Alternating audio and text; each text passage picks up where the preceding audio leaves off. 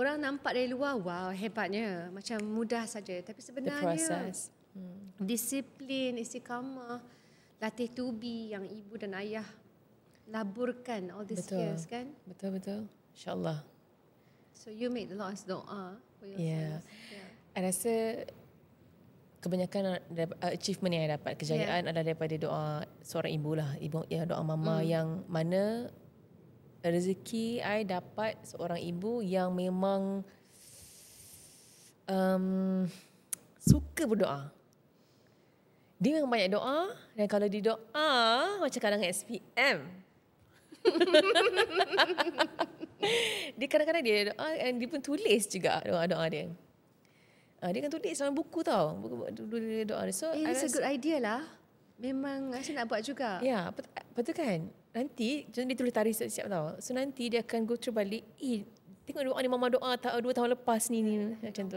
Tengok doa ni. Oh my god.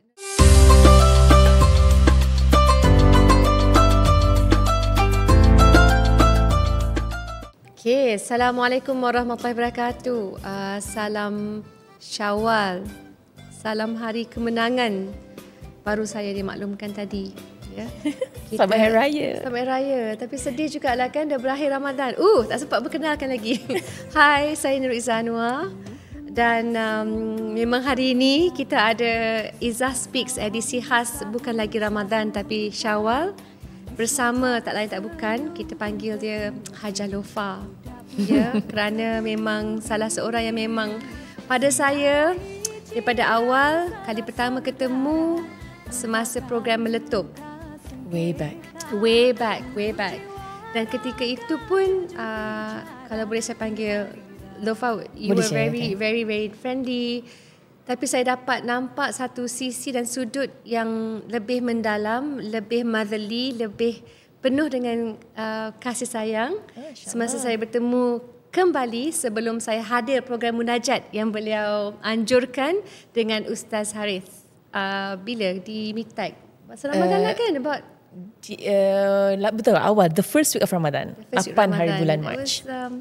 8 Mac. Itulah sambutan Hari Wanita yang saya sambut bersama Nilofa dan Ustaz Haris. So that was really nice. Thank you so much. Jadi sebelum saya melompat masuk kepada soalan-soalan, saya nak maklumlah kepada semua betapa kami rasa happy sebenarnya. Kami rasa bersyukur kerana bukan sekadar persoalan, tapi saya nampak Hajah Lofa merupakan seseorang yang sangat berani kerana di tahap terunggul, paling unggul lah. Satu ketika dahulu telah bukan jadi menjadi usahawan yang berjaya, tapi mendapat sasaran under 30 Forbes Top 30. Jadi usahawan yang sangat berjaya sampai ke peringkat dunia. Ini bukan calang-calang lah, ya, Alhamdulillah. Tapi pada masa yang sama, di saat itu Nilofa pilih untuk berhijrah. Bukan saja memakai nikab, tetapi dari segi the entire premise is of course menjurus kepada dakwah.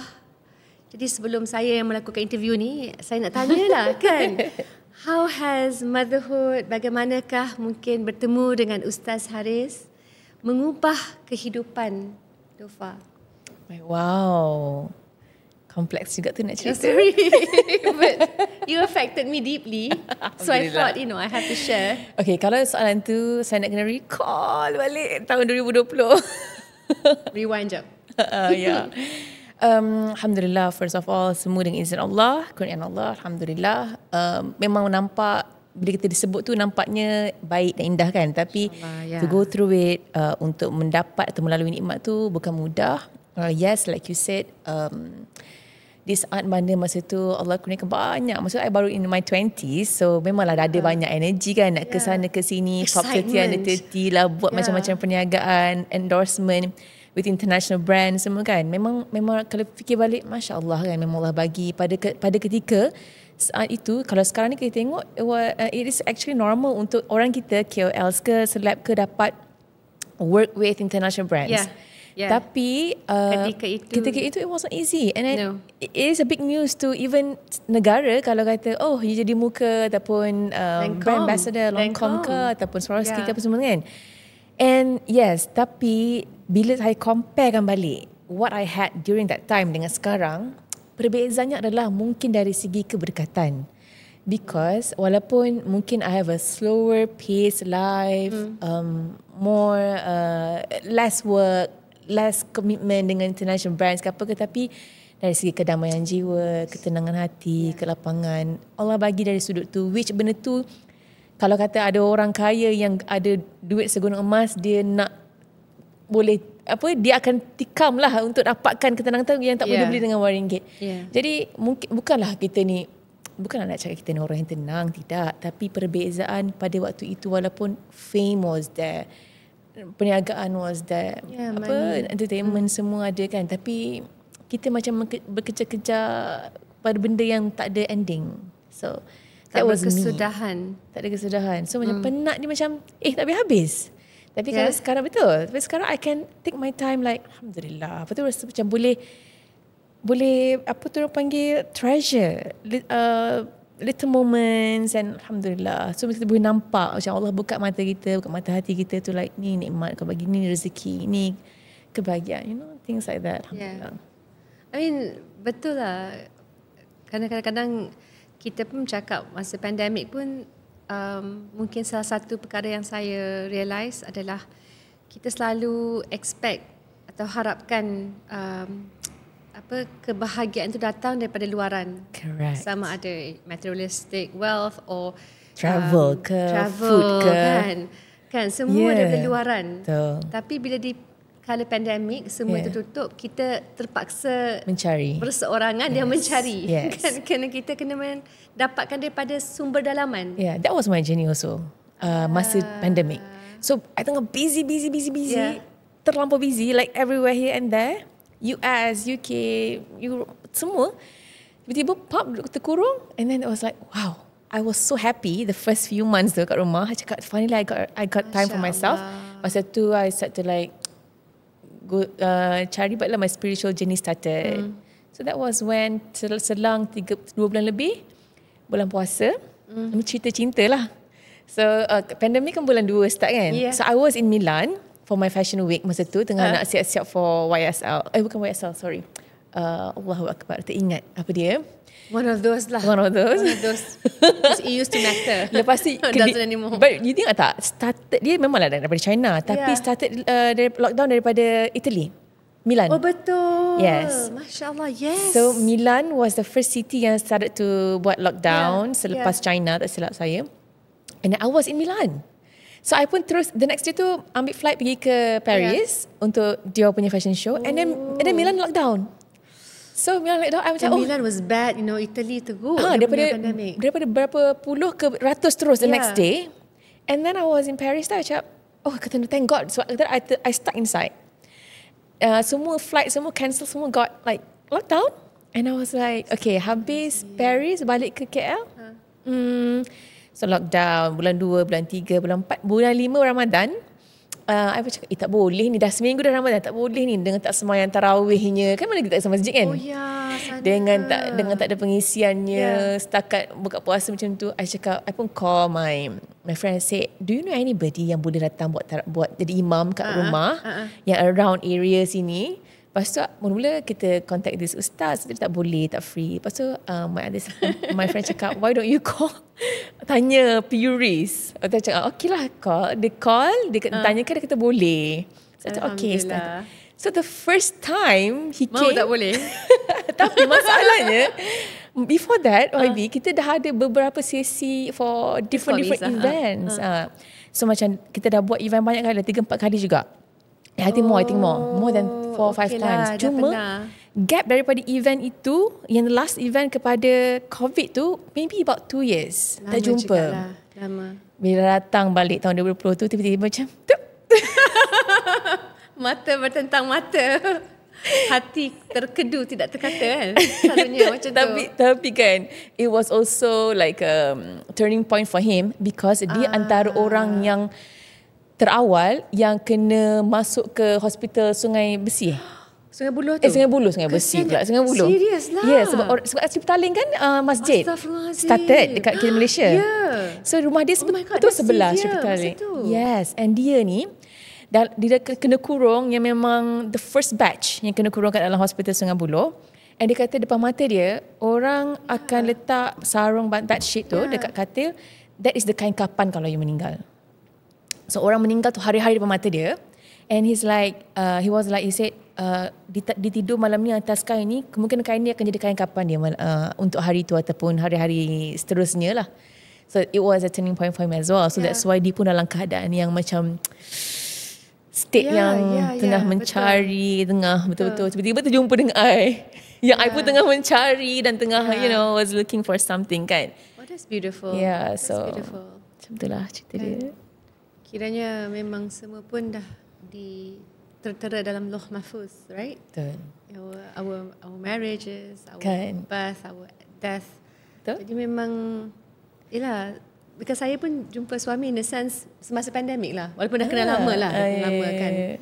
So it's important pada saya untuk disatukan. You have to be like united by a common mission, kan? Yes, correct. And I see that because of course bukan saja dari segi you as a mother, and we'll ask you about that later, Bilal Muhammad. But I think the issue is masa program. Kerana saya ada kan program munajat tu dan memakai juga baju Nunha. Thank you for the gift. But I have to say memang sangat-sangat comfortable. Thank you. And it flows very well. The flow is very important. Tapi semasa program tu saya nampak gandingan. Program gandingan 1,000 orang hadir kan? InsyaAllah ya. Full house, Masya Allah, lelaki dan perempuan, muslimat dan muslimin. Dan memang pertamanya Ustaz Haris lah yang memang membuka bicara. Dan alunan dan campuran ataupun kandungan tersebut bukan sahaja soal dakwah, ya, mengingatkan kita tentang ibadah Ramadan, tapi dicampur sekali dengan bila kita ada rasa kemurungan, kita rasa cabaran hidup, dan selingan-selingan tersebut pada saya sangat relevan. It's like exactly what people are looking for, kan? Bahasa yang mudah tapi diselit dengan hadis-hadis yang sahih. So I loved it. And I'm sorry I missed your session, but it makes me feel that I want to come again. Jadi for a husband and wife to do that, first and foremost, dia pasukan tu kena ada saling percaya, saling berkongsi, dan maybe how was it to prepare for something like that? Because you memang Tiara lah. Of course you are an expert when it comes to pengacara, Masya Allah, and kandungan, of course businesswoman. But dari segi dakwah, I love to see it. But maybe you can share a little bit. How you prepared for it? Sebenarnya tak mudah sebab macam ni. Haris cuba nak convince I untuk buat benda ni dah lama. And I always say no. I cakap tak boleh, tak reti, tak pandai. Bukan I, nanti salah cakap. Betul-betul. Because it's not my thing kan. And then tapi dia tak pernah putus untuk encourage me untuk go. Sebab I selalu dapat jemputan buat sharing dekat majlis-majlis lain. Sebagai macam celebrity punya perkongsian macam tu kan, here and there, bit here and there. Every time I ada jemputan, I tanya dia dan I akan duduk dengan dia untuk dia bagi input. So slowly from there, daripada perkongsian 10 minit, 15 minit, up to 30 minutes to more and more dah jadi sampai 1 hour punya session for me. Dan daripada situ I rasa okay, I kata insyaAllah boleh I akan share, tapi tetap I akan dengan I punya style which is more mungkin lembut sikit lah. Tak adalah dengan facts Al-Qurannya, hadisnya. I will try slowly untuk get there, but let me just follow my pace and flow lah macam tu. So walaupun benda tu agak stressful dan bukan senang sebab kita nak kena faham kan, tapi I pun cakap kat Haris, saya kata this whole experience and journey, reading and listening to all the lectures ni buatkan I faham pasal agama ni even more. So that is satu I rasa rezeki I. InsyaAllah ilmu yang berkat kan. Supaya ilmu tu I ingat dalam diri I dan boleh amalkan. Sebab kita nak sampai kan, kita kena amalkan dulu kan, baru kita boleh share, right? Betul. Yeah. Authenticity lah. Betul. Kan bila kita nak berkongsi, kita dulu kena laksanakan. Sama juga lah dengan beberapa siri dalam episod podcast Ramadan Ustazah Hasni Mansor, Farhatul, Now With You. Memang saya pun rasa like makna tu lebih besar.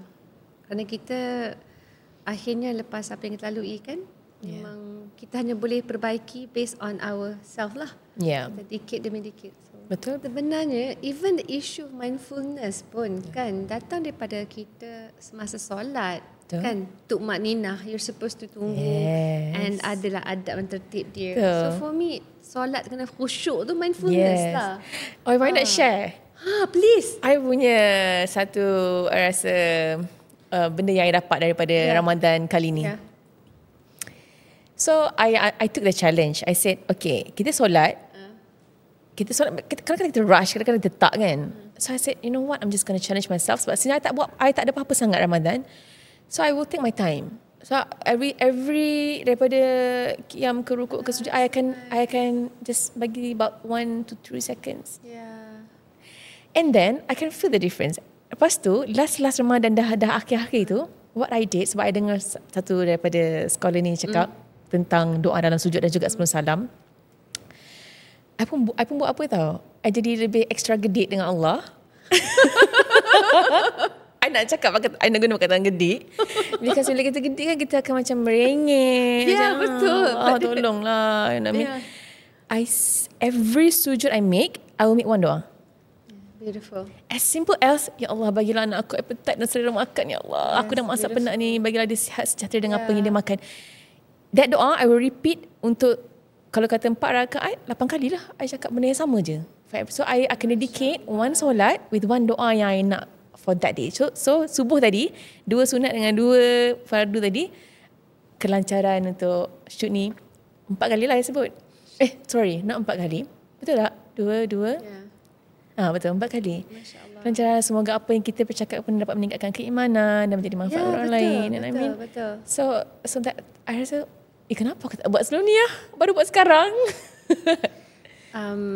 Harith, my son number 2, dia imamkan maghrib semalam, dan memang semasa dia imamkan tu Safia dengan I kan ikut.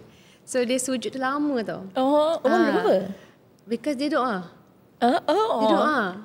So masa start sujud, for maghrib, dan memang so bila dia cakap tu alahai, because then I explain. Safia kata, Harith lama tau. I said, no, actually memang di situlah kita boleh doa, paling tambah dekat. Kan, dan nak macam cakaplah isi hati kita dengan Allah. Yeah. Kan? So I feel so nice you mentioned that, satu. And then kedua, ada this book by Syekh Yasir Qadi tentang our powerful weapon, doa. Yeah. Memang sebenarnya tak boleh kita hitungkan lah apa yang kita boleh tambah semasa kita meminta daripada Allah. Benda free. Ya. Benda free. Sehingga kita rajin ke tak rugi apa-apa kalau kita minta dengan Allah. Kalau kita dapat, alhamdulillah. Kita tak dapat, tak rugi apa-apa. Kan? Jadi macam tapi the act of angkat tangan, and then one more thing, sorry lah, I banyak cakap lah pula. No, that's I love it kan, because memang nak dengar.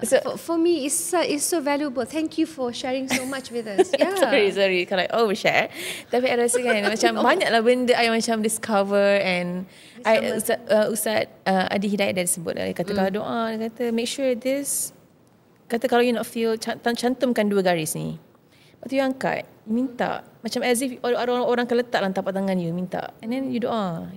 Fokus. Macam bila you buat macam ni, automatically badan you akan rasa humble. Aku nak kena minta something kan. Daripada macam kita doa, ya Allah. You know what I mean? Betul. Doa kat majlis program kan. Kena macam ya, betul. So bila kita, ya Allah, kita tunjuk, minta tertib hormatnya. Kan, kita minta. Jadi kita rasa macam, aku macam mengemis lah. Memohon kan. That's why we are. So hambanya. this posture ni sendiri macam akan buatkan you akan dapat more idea untuk minta. You know what I mean? Itulah dia. Ada Visionaire punya program yang saya hadir, Allahyarham dah, Syekh Muhammad Al-Sharif. Jadi masa program tu visioner doa tu bawa Al-Maghrib Institute, dia memang dia minta kita you have to perfect your doa. You have to maksudnya kita kena letakkan, kalau nak sibuk dalam dunia kan, dapatkan PhD dan sebagainya, dan kita masukkan maklumat detail terperinci because kita nak berdoa kepada Yang Maha Esa. So of course kita kena make sure kita buat sedaya mungkin. Kan? Betul. I shared dekat masjid, saya kata banyak hadiah yang Allah bagi dalam Ramadan. Antara 2 time yang Allah kata doa time ni takkan tolak, which is masa sahur dengan masa berbuka. Kalau perasan dua-dua time ni, dua-dua tengah kita lemah fizikal, mengantuk dengan lapar, and dua-dua time ni kita tak larat, you know. So I rasa semoga lah hadiah-hadiah yang Allah sediakan dekat dalam Ramadan kita dapat, betul-betul kita dapat for this Syawal kan. Kenapa kita sebut balik Ramadan? Because patutnya Ramadan tu kita training. Tapi tak semestinya kita berhenti atau terhenti bila dah masuk Syawal. Betul. Lepas training tu kena continue. Dia kena istiqamah. Kan? Betul. Memang I also feel this Ramadan is very special lah. Betul. Alhamdulillah. Sebab tu kan kalau kata antara sunnah tak boleh move on. Sunnah Syawal Idul Fitri ni kita pakaian yang terbaik, yang cantik kan, solat raya, makan sebelum solat raya, ada beberapa benda lagi yang sunnah yang Nabi buat, dan antaranya adalah kita mengucapkan banyak tahniah dan doa kepada sesama Muslim. Taqabbalallahu minna wa minkum. Semoga Allah menerima amalan kami dan kamu. Sebab apa benda yang kita dah berjuangkan bulan puasa tu, semoga Allah terima. Kita sama-sama doakan bulan raya. Itu antara sunnah yang Nabi buat juga. Dan ialah kita doakan juga saudara-saudara kita di Palestin. You know, we continue because pada masa yang sama kita nak mensyukuri nikmat, tapi kita pun perlu lakukan yang terbaik lah. Not just to pray for ourselves but also for everyone else kan. Betul. So, betul. Dan doa khusus kepada mereka di Gaza. Yes. Especially this time. Ada Yakin Institute dia ada bagi CD lah. So I downloaded the app, tapi menunjukkan teknologi which you also incorporated kan, dari segi mungkin boleh kongsikan some of the gadgets that's being sold untuk kita encourage kita beristighfar, berzikir, bawa Nunha punya because memang saya one thing is so complete, masya-Allah. Daripada segi lifestyle clothing, and ada buku you published, apa tu, let me see my Pohon Rezeki. Yes, Pohon Rezeki. That's the one. I wanted to ask you how everyone tahu Niloufar sangat berbakat. Okay, but in a sense, how do you come up with that book, right? What drove you to do it? Dan termasuklah dengan gadget zikir, because salah seorang saya jumpa malam munajat tu kan, dia kata orang lembah pantai, salah seorang bekas pelajar kelolaan tuition pusat khidmat lembah pantai kan, jadi so beautiful. So he's an engineer, so for me it's quite nice to hear this. So basically soal apa tadi? Sorry, pasal Nunha punya semua range berusakan dakwah. Yes, Pohon Rezeki, buku. Okay, Pohon first Rezeki. we can start Pohon Rezeki. Okay. Start Pohon Rezeki. Okay. Sorry, I asked too many things. Okay, Pohon Rezeki tu sebenarnya masa COVID, I started tadabbur classes with Ustazah Noni. So, I tak pernah baca tadabbur. Tiba-tiba I tergerak untuk baca tadabbur masa tengah free kan. Bila datang, the first class I was baca Al-Fatihah, tadabbur Al-Fatihah, I terus macam fall in love yang teruk punya. Wow, this is tadabbur? Is this really tadabbur? Do this, man. Lepas tu I'm like, I terus jatuh cinta dan I continue hubungan dengan Ustazah Noni sampailah tahun lepas. Tahun lepas tu kita pun decide, Ustazah cuma buat buku. Ustazah dah lama dah kita nak buat buku kan. Masa even 2020 pun kita nak buat buku tapi tak kesempatan. And then 2024 tu I cakap jom kita tadabbur doa hadis ayat Quran, semua pasal rezeki, sebab orang kan suka pasal rezeki kan. Betul. So she managed to extract daripada itulah 10 hadis, 10 ayat Quran dan 10 doa, semua yang berunsurkan rezeki dia tadabburkan doa hadis Al-Quran tu. Masya-Allah. Best, sangat. So kalau kata tak sempat baca, you boleh scan je QR code and listen to her lecture dalam recording I buat dengan dia. I will do that. Do you have the book? No, not yet. I'm Okay, going to. lepas tabuk. That's why pada masa yang sama, because Nunuha is so antara premis atau prinsip lah, I would say, adalah kita nak indah di mata Allah, bukan indah di mata manusia.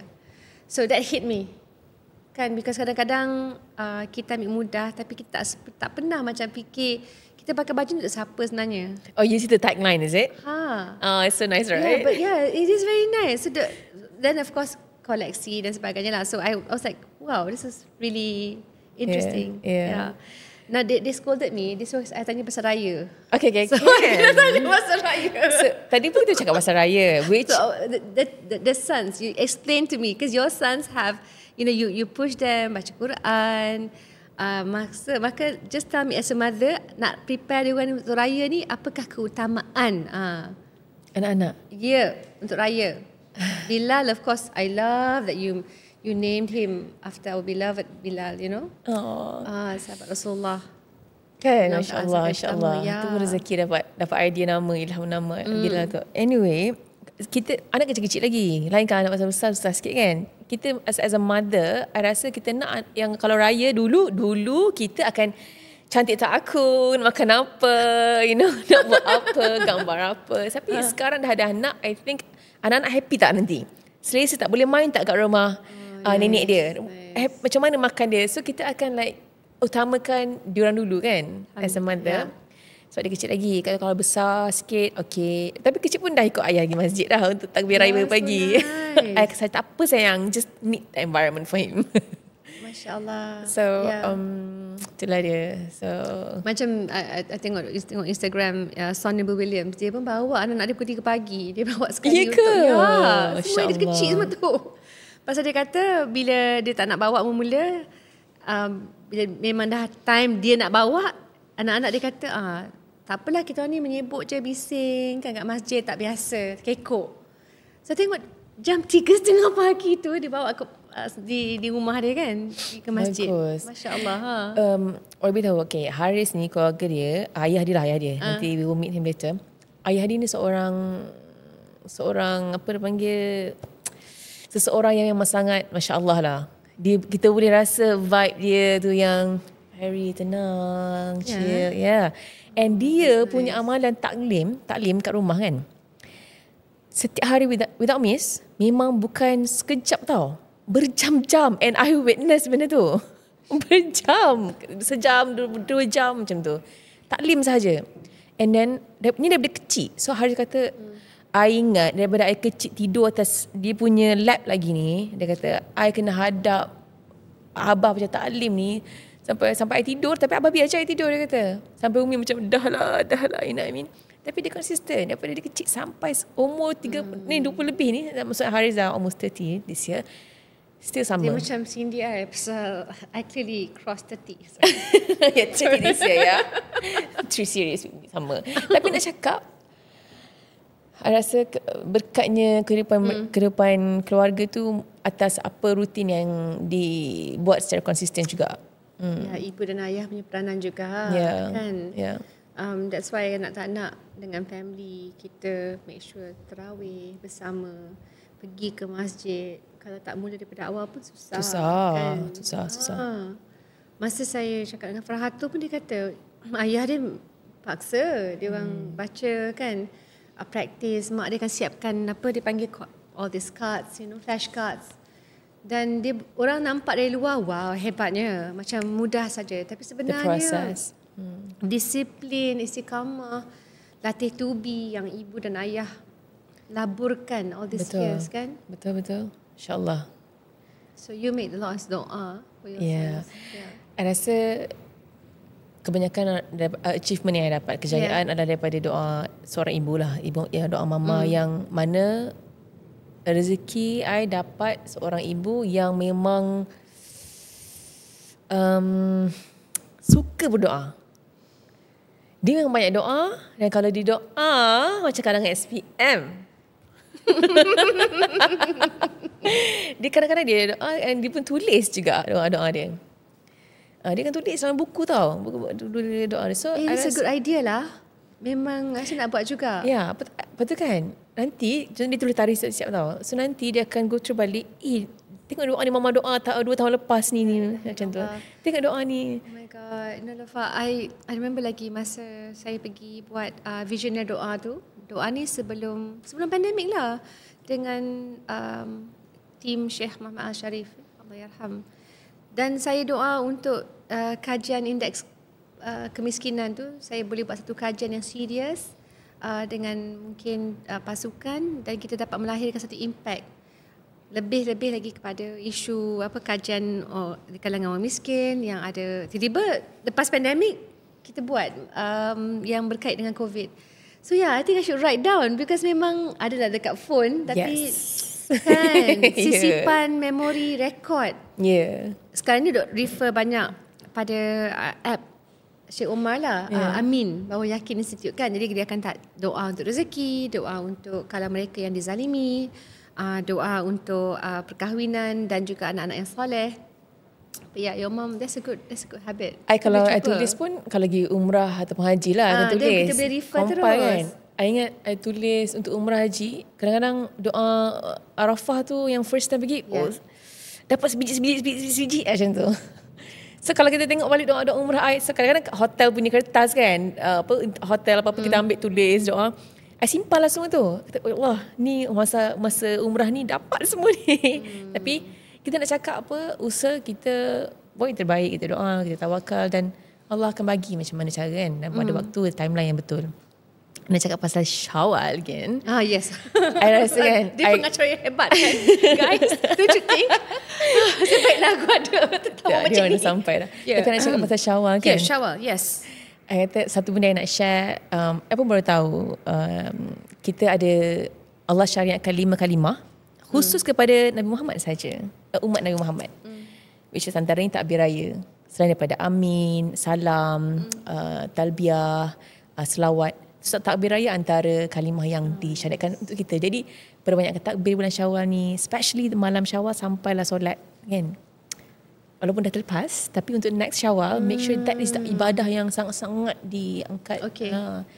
That's why lepas saya tahu, I buka aje video ataupun TV, biarkan takbir sampai pagi, tak stop.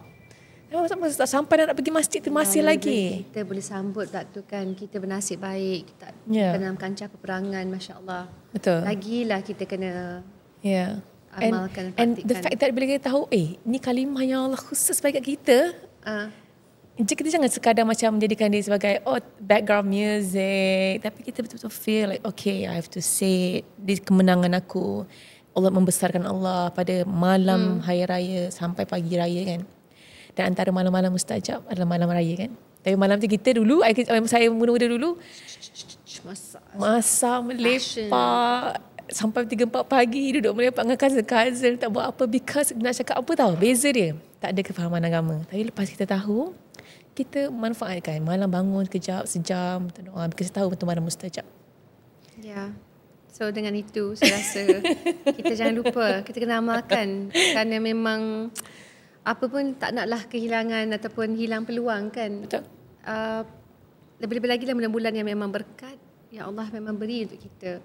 Dan actually kita tak ada sebab pun untuk avoid atau tak buat. Betul. Kan.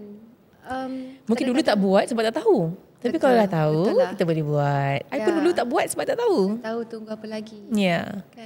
Tapi antara ni bukan timing yang sangat perfect sebenarnya I tengah share ni, sebab the turning point for me untuk I tahu sebenarnya malam raya ni malam special adalah bila I punya father-in-law baca taklim tentang malam raya.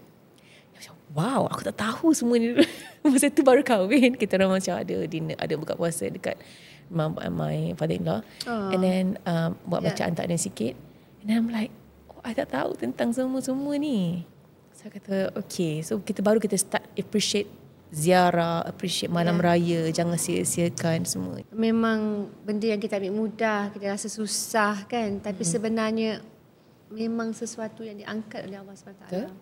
So you're right, all these small things, and moga-moga lah menjadi pegangan buat kita.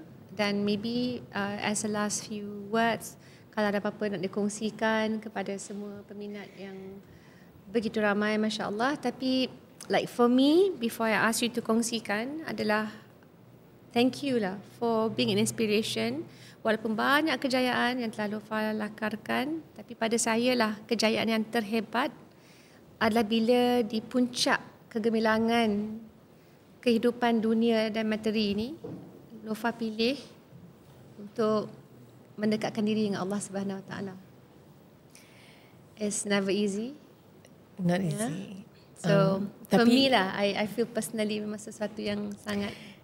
I always terfikir benda ni kan YB, before I say my last words, I rasa kalau kata I bersama dengan orang selain daripada suami sekarang, I rasa mungkin susah untuk, atau sekalipun saya tak berkahwin lah, makan susah untuk I terus berjuang ke depan.